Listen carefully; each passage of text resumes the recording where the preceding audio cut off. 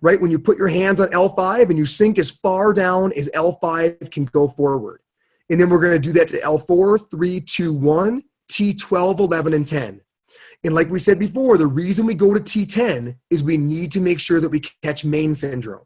And that's where you find Main syndrome is challenging intersegmentally the thoracolumbar junction.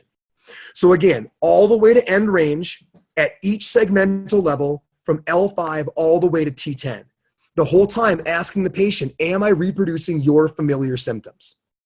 Can I interject too that when I was in the course with Jeff, I thought for sure that I do really nice segmental exams until I went there and realized I'm really not pushing enough, nor am I holding that end range. And the difference that made in terms of really figuring that out was huge. So like you said, you can't be sure that you may have missed it just because you're simply not doing that correct motion when you're testing. So that is so important.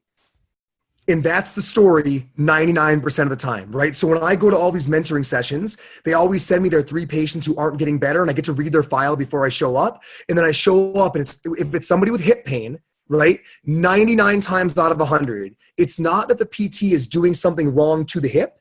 It's that the problem's not coming from the hip.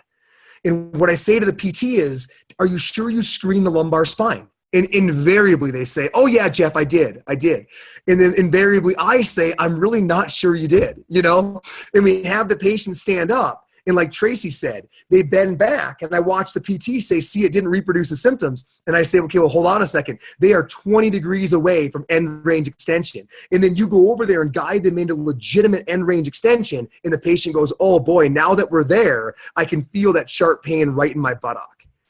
It's a lack of fully exploiting movement that leads us to calling areas ruled out when they weren't, which leads us to treat the wrong area, which leads to insufficient outcomes.